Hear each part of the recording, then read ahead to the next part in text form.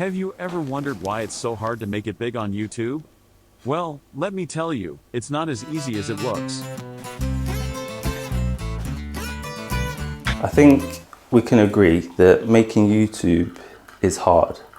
I've been at it now only for 4 months, so I'm very new to this whole thing. So what has YouTube done for me, and how have I seen myself develop being on YouTube 4 months in? Let's talk about it. You probably couldn't see that, it's not very good. I just downloaded recently a little whiteboard app to be able to write stuff down, really. That's what I wanted to do, just to be able to quickly jot stuff down and scribble with my finger. I need to get a pen, that's what I need to get. If anyone wants to give me a pen to write on tablets, feel free. One of the things I've been really, not struggling with, but conscious of is my niche. I've now got over 100 subscribers. Super grateful for everyone that's subscribed. But yeah, it started to get me wondering on what they were subscribing for. And it got me nervous, because I was thinking, are they just subscribing to see videos purely on my drone and purely on my current phone that I've got, the Honor Magic 6 Pro? Or did they just subscribe because they liked what I was saying and maybe wanted to see more videos of me out and about doing things? So it got me worried, but then I'm thinking that hopefully they'll like the other stuff that I'm doing. So that's what this channel's about. It's not purely a reviews channel. I want it to be more of, obviously there's going to be reviews because I'm going to still get new things, new equipment as I go. But I want it to be the journey, really. That's what I want this channel to be about, a journey of someone coming in that's never done editing, never done photography, never done videography, and just to see that progress. Hopefully with each and every video that I've been putting out, the videos have been getting slightly better, or if I've stumbled and gone back one step, then hopefully the next one I go forward a couple. That's the plan, and I just want to be able to see the growth that I'm able to do, how quick I can get through edits and making sure that edits are good. What I found that you do on YouTube is you compare yourself to others, and I look at other people's channels, even people that have got 1,000 subscribers, got 10,000 subscribers. I look at their channels just to see how they're editing and things like that, and some of them are mega. Like, I've just recently found a guy called No Homage. He's currently in Japan. I'm not going to Japan anytime soon, but some of the shots and stuff, some of the shot selection that he has, impressive, really impressive, really good to see, and that inspires me. So that's what I want to do. I want to be able to, with what I'm doing now, just take the videos to a better scale, to make those videos look a lot better, make sure that editing's on point, make sure it's not too much of just one thing. So yeah, that's the plan. One of the next things that YouTube has taught me is that I knew nothing. Nothing. Yeah, I knew absolutely nothing. When I got this camera and started trying to play with it and started trying to edit it and just mess around with it, figure out the settings, I realised I've been living in a smartphone bubble where just whip out your phone, take a picture, that picture's good, whatever it is. Me and my girlfriend, I always used to say to her, I like taking action shots and not setting a scene, not doing anything like that. Now that I've got a proper camera, I've realised the importance of setting scenes, making sure things look right, making sure things are focused. And yeah, so that was a big learning curve. I think the learning curve for YouTube, if you've never done anything like it before, is pretty steep. You might be wondering why I'm wearing a coat indoors. Because it's just cold. It's windy, it's not nice outside. Haven't got the heating on, it's just cold. Because you've got to learn how to edit your video. You've got to learn how to take decent videos. I was stumbling around with rubbish lighting and things like that in the past because I just couldn't get the lighting right. Now I've got a big softbox. Don't need to use it today because it's quite a sunny day, but I've got a softbox if I ever want to shoot at night time. I've got some little tube lights and things like that. So I've got my lighting sorted, and I think these are things that you just pick up as you go along. Microphones and things like that I'm really set with as well. So really happy with my current setup. There are a few things that I would like additionally.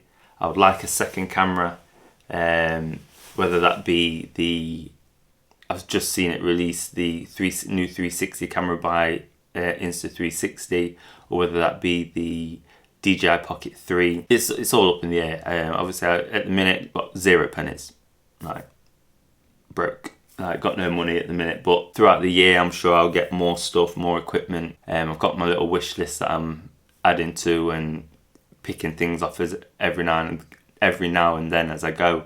But yeah, it's a big learning curve. So at the minute on YouTube, 127 subscribers as of doing this video. In 4 months, I don't know. I think that's good from my standpoint. I think that's really good.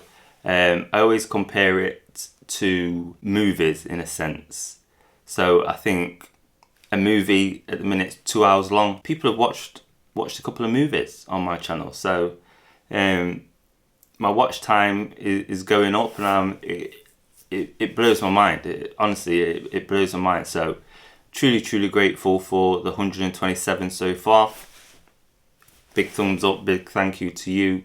But yeah, I'm super happy with how things are going, and where I can see the channel going. So long may that continue. So things you need to start YouTube. I think in the beginning, you just need a camera, whether that be a good quality phone camera, whether that be a GoPro, whatever. You need a camera. You need it to sound good. Don't run down the trap of having to get a really expensive DJI mic, DJI wireless mic, anything like that. No, it's nonsense. You don't, to begin with, is nonsense. You don't need, you can get, I think they're called lavalier mics.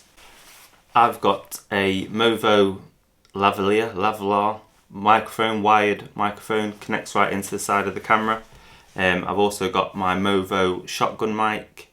Obviously, I'm using the Sony the Sony ZV-E10 with the Sigma 16mm lens. The standard lens, the kit lens that comes with the Sony, would be perfect when you're just starting out.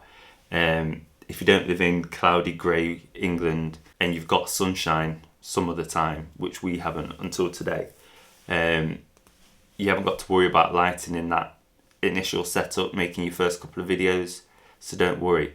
But get yourself a good camera, get yourself a good microphone, and get yourself something that you can edit with.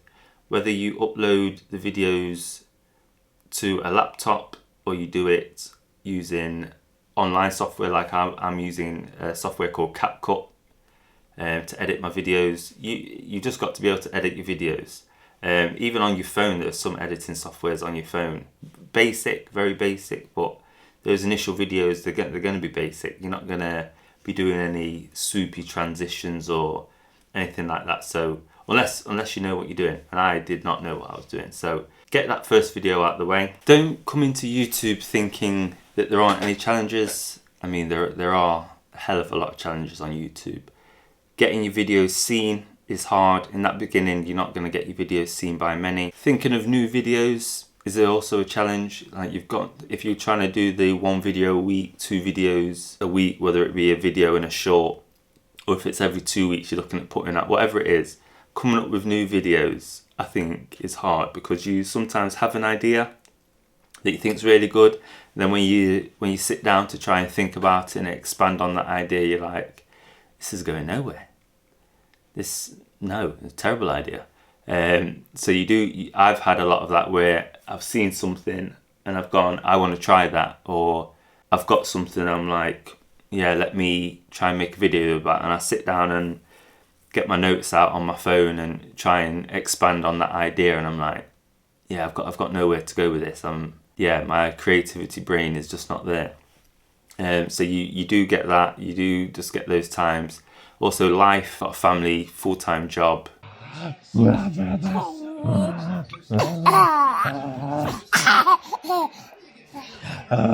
payments galore, whether it be the house, whether it be the car, holiday, whatever it may be. Obviously life takes precedence on everything. YouTube is very much a secondary thing to all of those. Everything, it just takes time. So try not to burn yourself out. Try not to do anything too crazy or buy anything too crazy. Don't go out and buy like a £5,000 camera with a £3,000 lens, please. For that first video, just relax. Take your time, ease yourself into it, and keep making videos. I saw something on Reddit and they said, you're not a proper YouTuber until you've done over 100 videos. I don't know about 100 because that's quite a lot. When I do 100 videos, I want to be thinking my videos are pretty on point now. But the theory behind it, I think, makes sense. So don't try and rush and think 10 videos, smashed it. Know that it's going to take you a lot of time and a lot of editing, a lot of mistakes, a lot of things that you need to learn from before you are successful on YouTube or you are successful on any other site. Get your first video out is what I would say, and just pushing out content. Keep trying to make your next video better than your last video, and smash it. And I'll see you soon.